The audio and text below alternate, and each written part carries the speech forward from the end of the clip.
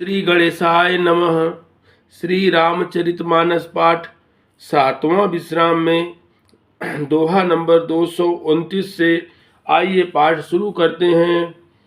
सुमिर सिय नारद बचन उपजी प्रीत पुनीत, चकित बिलोकति सकल दिशि जनु शिशु मृग सभीत। नारद जी के वचनों का स्मरण करके सीता जी के मन में पवित्र प्रीति उत्पन्न हुई। चकित होकर सब ओर इस तरह देख रही हैं मानो डरी हुई मृगछौनी इधर उधर देख रही हो। कंकन किंकिन नुपुर धुनि सुनि, कहत लखन सन राम हृदय गुनि, मानहु मदन दुंदुभि दीनी। मनसा विश्व विजय कह कीन्ही। कंकड़ हाथों के कड़े करदनी और पायजेब के शब्द सुनकर श्री रामचंद्र जी हृदय में विचार कर लक्ष्मण से कहते हैं, यह ध्वनि ऐसी आ रही है मानो कामदेव ने विश्व को जीतने का संकल्प करके डंके पर चोट मारी है। अस कही फिर चितये तेहि ओरा, सिय मुख शशि भय नयन चकोरा। भये बिलोचन चारु अचंचल, मनऊ सकुच निमित जय दिगंचल। ऐसा कहकर श्री राम जी ने फिर कर उस ओर देखा। श्री सीता जी के मुख रूपी चंद्रमा को निहारने के लिए उनके नेत्र चकोर बन गए, सुंदर नेत्र स्थिर हो गए, टकटकी लग गई, मानो निमि जनक जी के पूर्वज ने जिनकी सबकी पलकों में निवास माना गया है, लड़की दामाद के मिलन प्रसंग को देखना उचित नहीं। इस भाव से सकुचाकर पलकें छोड़ दी, पलकों में रहना छोड़ दिया, जिससे पलकों का गिरना रुक गया।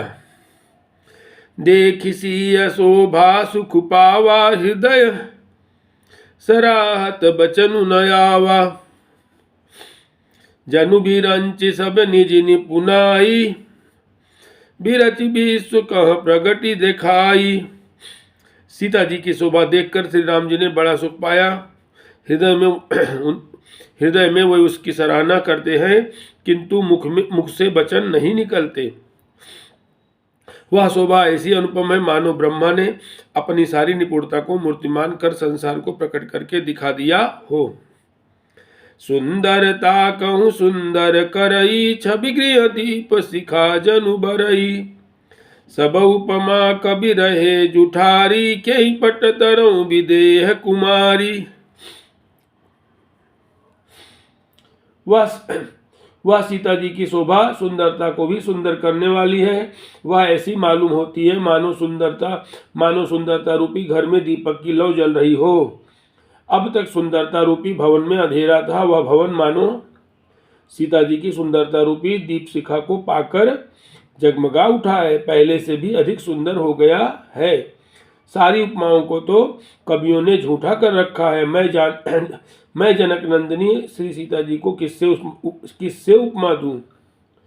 सिया शोभा हिय बरनि प्रभु, आपनि दशा विचारी। बोले सुचि मन अनुज सन, बचन समय अनुहारी। इस प्रकार हृदय में सीता जी को शोभा का वर्णन करके और अपनी दशा को विचार कर प्रभु श्री रामचंद्र जी पवित्र मन से अपने छोटे भाई लक्ष्मण से समय अनुकूल वचन बोले।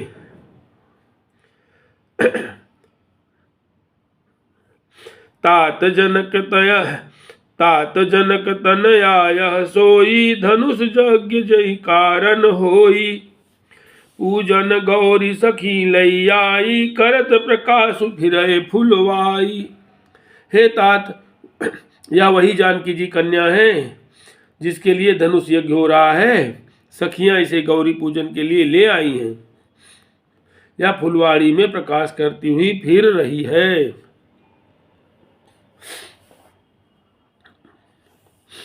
जासु बिलोकी अलौकिक शोभा, सहज पुनीत मोर मनु क्षोभा।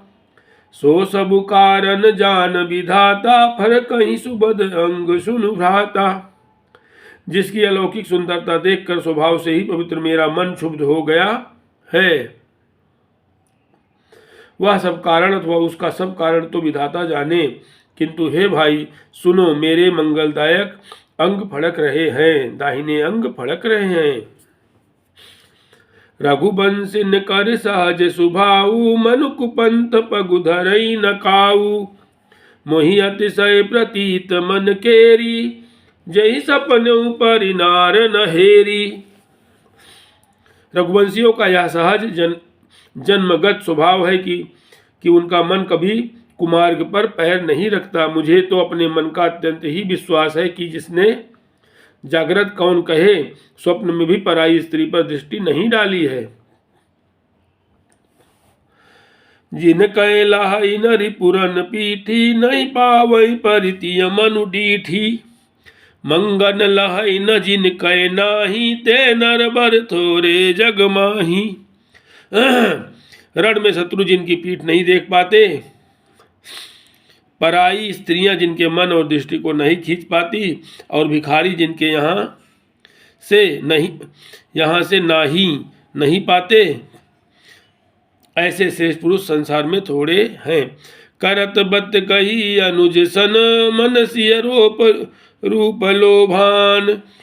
मुख सरोज मकरंद छवि, करय मधुप इव पान। यो श्री राम जी छोटे भाई से बातें कर रहे हैं, पर मन सीता जी के रूप में लुभाया हुआ उनके मुख रूपी कमल के छवि रूप मकरंद रस को भंवरे की तरह पी रहा है। चितवती चकित चहूं दिस सीता, कहाँ गए नृप किशोरपन मनु चिंता। जहाँ बिलोक मृग सावक नैनी, जनु तह बरिस कमल सित श्रेणी। सीता जी चकित होकर चारों ओर देख रही हैं। मन इस बात की चिंता कर रहा है कि राजकुमार कहाँ चले गए। बाल मृग नयनी, मृग के छौने की सी आंख वाली सीता जी जहाँ दृष्टि डालती है, वहां मानो श्वेत कमलों की कतार बरस जाती है। लता ओट तब सखिन लखाए, श्यामल गौर किशोर सुहाए। देखी रूप लोचन ललचाने, हर से जनु निज निधि पहचाने।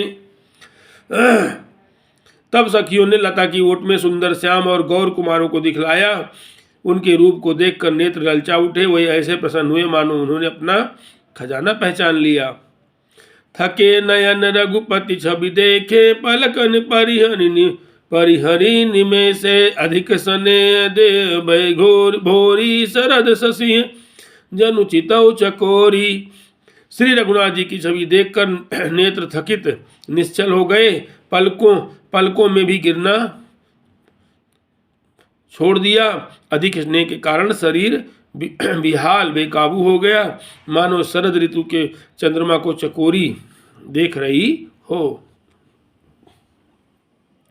लोचन मगरा मयूरयानी, दीने पलक कपाट सयानी। जब सिय सखिन प्रेम बस जानी, कही न सकई कछु मनु सकुचानी। नेत्रों के रास्ते श्री राम जी को हृदय में लाकर चतुर शिरोमणि जानकी जी ने पलकों के किवाड़ लगा दिए, अर्थात नेत्र मूंद कर उनका ध्यान करने लगी। जब सखियों ने सीता जी को प्रेम के बस जाना, तब वो मन में सकुचा गई, कुछ कह नहीं सकती थीं। लता भवन ते प्रगट भे, ते अवसर दो भाई। निकसे जनु जुग बिमल विधु, जलद पटल बिल गाय। उसी समय दोनों भाई लता मंडप कुंज में से प्रकट हुए, मानो दो निर्मल चंद्रमा बादलों के पर्दे को हटाकर निकले हों। शोभा सीम सुभग दो वीरा, नील पीत जल जाभ शरीरा। मोर पंख सिर सोहत नीके, गुच्छ बीच बिच कुसुम कली के। दोनों सुंदर भाई शोभा की सीमा है। उनके शरीर की आभा नीले और पीले कमल की सी है। सिर पर सुंदर मोरपंख सुशोभित हैं। उनके बीच बीच में फूलों की कलियों के गुच्छे लगे हैं।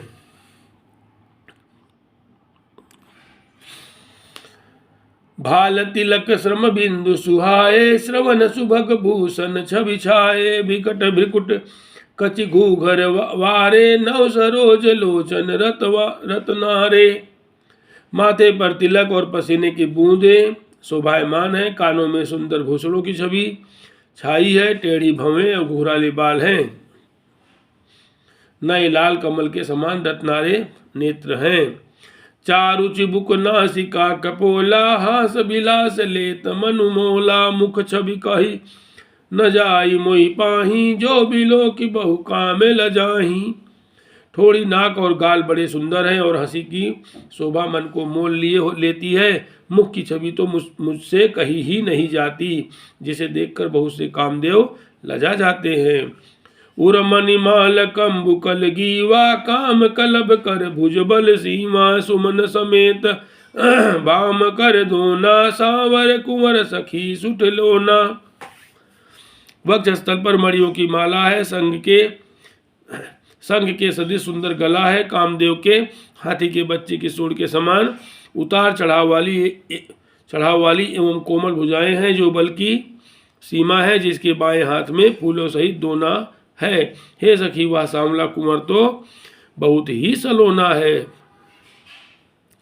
के हरि कटिपट पीत धर, सुषमाशील निधान, देखी भानुकुल भूष नहीं, बिसरा सखी ने अपान। सिंह किसी पतली रचीली कमर वाले पीताम्बर धारण किए हुए शोभा और शील के भंडार सूर्यकुल के भूषण श्री रामचंद्र जी को देखकर सखियां अपने आप को भूल गईं। धरि धीर जुय कियाली सयानी, सीतासन बोली गही पानी, बहुरी गौरी कर ध्यान करेहू, भूप किशोर देखी किन लेहू। एक चतुर सखी धीरज धरकर हाथ पकड़कर सीता जी से बोली, गिरिजा जी का ध्यान फिर कर लेना, इस समय राजकुमार को क्यों नहीं देख लेती। सकुच सिंह तब नयन उधारे, सन्मुख दौ रघु सिंह निहारे, नख सिख देखी राम कै शोभा, सुमिर पिता पनु मनुअति शोभा। तब सीता जी ने सकुचाकर नेत्र खोले और रकुल के दोनों सिंहों को अपने सामने खड़े देखा। नख से सिख तक श्री राम जी की शोभा देखकर और फिर पिता का प्रण याद करके उनका मन बहुत क्षुब्ध हो गया। पर बस सखिन लखी जब सीता, भयउ गहरु सब कहि सभीता, पुनिया उबयहि बेरिया काली, यस कही मन भी हसी एक आली। जब सखियों ने सीता जी को परबस प्रेम के बस देखा, तब सब भयभीत होकर कहने लगी, बड़ी देर हो गई, अब चलना चाहिए, कल इसी समय फिर आएंगी। ऐसा कहकर एक सखी मन में हंसी। गूढ़ गिरा सुन सिय सकुचानी, भयउ विलम्ब मात भौमा भयमानी, धर बड़ी धीरु राम उरयाने, फिरी अपन पौ पितु बस जाने। सखी की यह रास भरी बाणी सुनकर सीता जी को सकुचा गई। देर हो गई जान उन्हें माता का भय लगा। बहुत धीरज धरकर वे श्री रामचंद्र जी को हृदय में ले आई और उनका ध्यान करती हुई अपने को पिता के अधीन जानकर लौट चली। देखन मिस मृग बिहग तरु, फिर बहोरी बहोरी, निरखी निरखी रघुबीर छवि, बाढ़ई प्रीत न थोरी। मृग पक्षी और वृक्षों को देखने के बहाने सीता जी बार बार घूम जाती हैं और श्री राम जी की छवि देख देख कर उनका प्रेम कम नहीं बढ़ रहा है, अर्थात बहुत ही बढ़ता जा रहा है। जान कठिन शिव चाप विसूरत, चली राखी उर श्यामल मूरत, प्रभु जब जान की जानी, सुख सने शोभा गुण खानी। शिव जी के धनुष को कठोर जानकर वे विसूरती हुई हृदय में श्री राम जी की सावली मूर्ति को रख कर चली। शिव जी के धनुष की कठोरता का स्मरण आने से उन्हें चिंता होती थी कि ये सुकुमार रघुनाथ जी उसे कैसे तोड़ेंगे। पिता के प्रण की स्मृति से उनके हृदय में क्षोभ था ही, इसलिए मन में विलाप करने लगी। प्रेमवश ऐश्वर्य की विस्मृति हो जाने से ही ऐसा हुआ। फिर भगवान के बल का स्मरण आते ही वे हर्षित हो गईं और सावली छवि को हृदय में धारण करके चलीं। प्रभु श्री राम जी ने जब सुख स्नेह, शोभा और गुणों की खान श्री जानकी जी को जाती हुई जाना। परम प्रेममय मृदु मसिकीन्ही, चारु चित्त भीति लिख लीन्ही। गई भवानी भवन बहोरी, बंदी चरण बोली कर जोरी। तब परम प्रेम की कोमल स्याही बनाकर उनके स्वरूप को अपने सुंदर चित्त रूपी भित्ति पर चित्रित कर लिया। सीता जी पुनः भवानी जी के मंदिर में गईं और उनके चरणों की वंदना करके हाथ जोड़कर बोली, जय जय जय जय जय गिरिवर राज किशोरी, जय जय गिरिवर राज किशोरी। जय महेश मुख चंद चकोरी, जय गज बदन सडानन माता, जगत जननी दामिनी दुति गाता। हे श्रेष्ठ पर्वतों के राजा हिमाचल की पुत्री पार्वती, आपकी जय हो जय हो। हे महादेव जी की मुख रूपी चंद्रमा की और टकटकी लगाकर देखने वाली चकोरी, आपकी जय हो। हे हाथी के मुख वाले गणेश जी और 6 मुख वाले स्वामी कार्तिकेय जी की माता, हे जगत जननी, हे बिजली की सी कांति युक्त शरीर वाली, आपकी जय हो।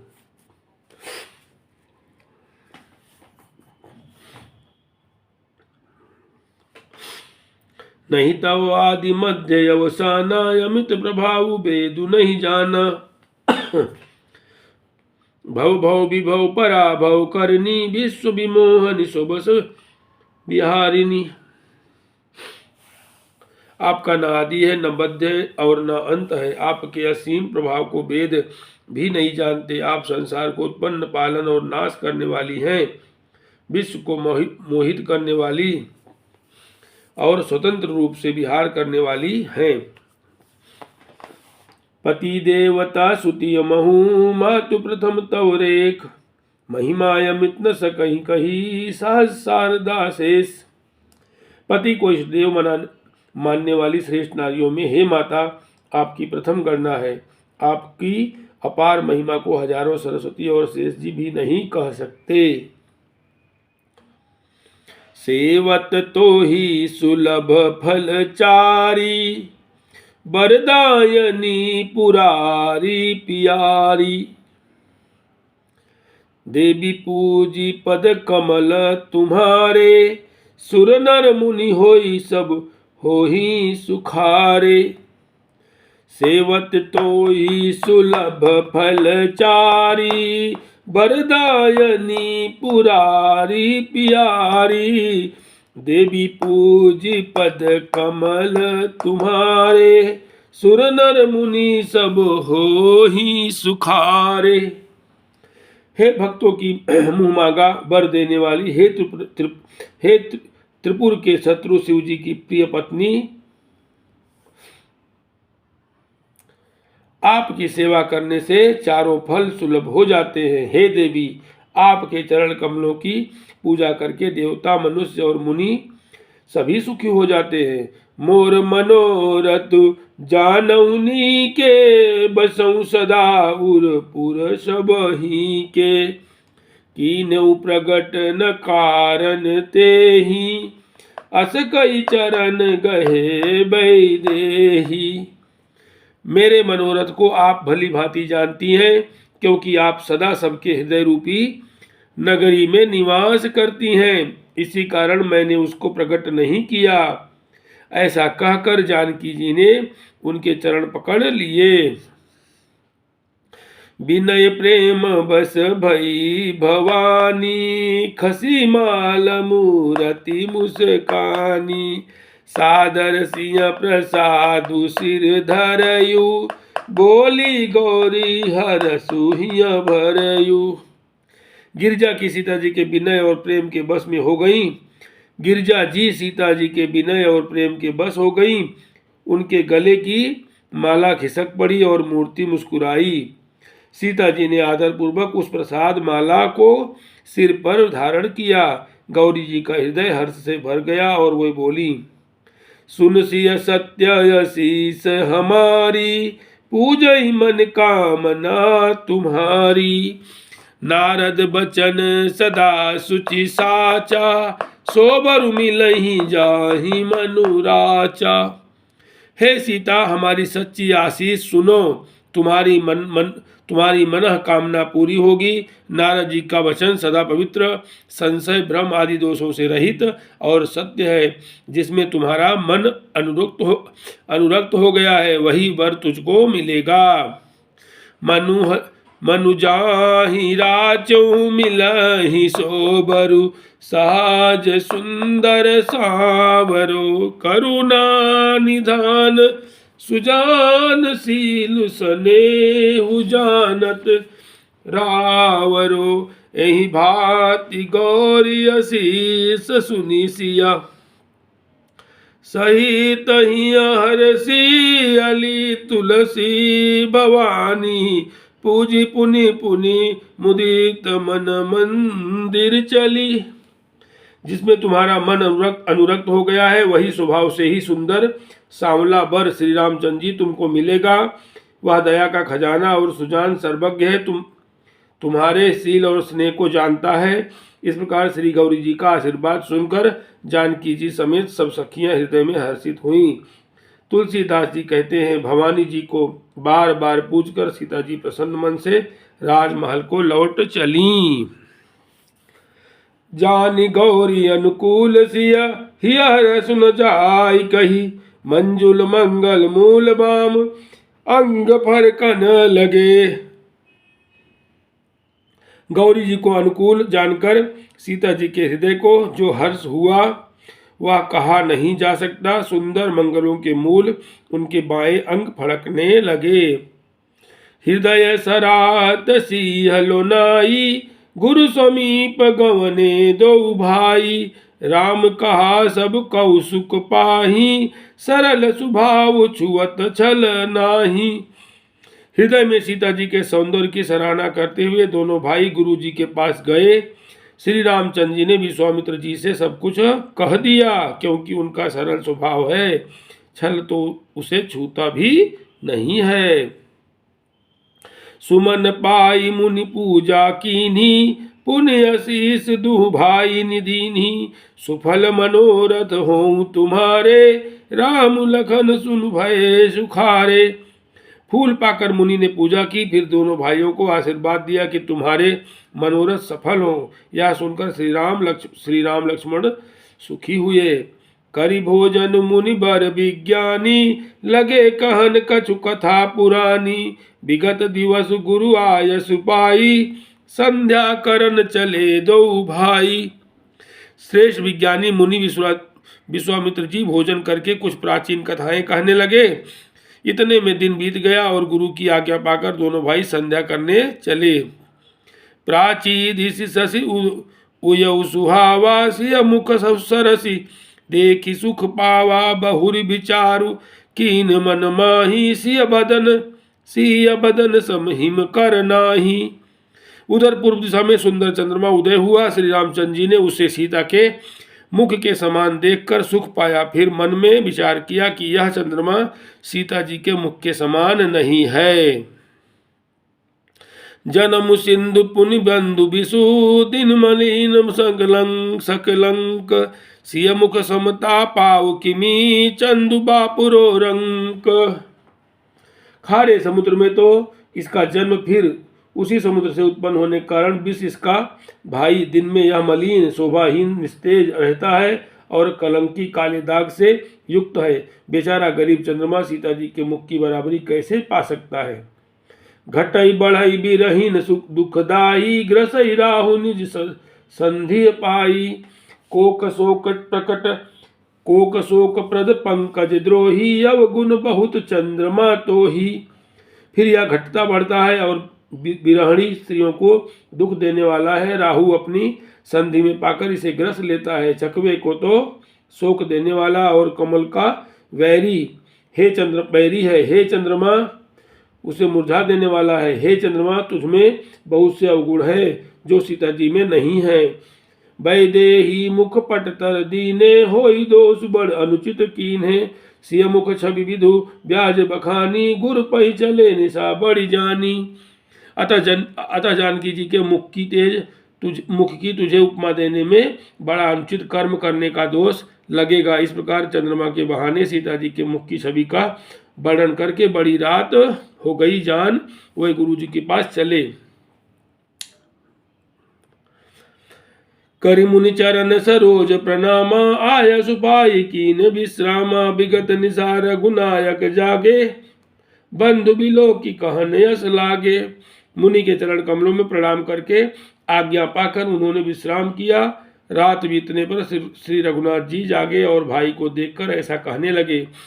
उयऊ अरुण यवलोकहु ताता पंकज कोक लोक सुखदाता बोले लखन जोरी जुग पानी प्रभु प्रभाव सूचक मृदु बानी। हे तात देखो कमल चक्रवाक और समस्त संसार को सुख देने वाला अरुणोदय हुआ है। लक्ष्मण जी दोनों हाथ जोड़कर प्रभु के प्रभाव को सूचित करने वाली कोमल बाणी बोले। सियावर रामचंद्र की जय, पवन सुत हनुमान की जय।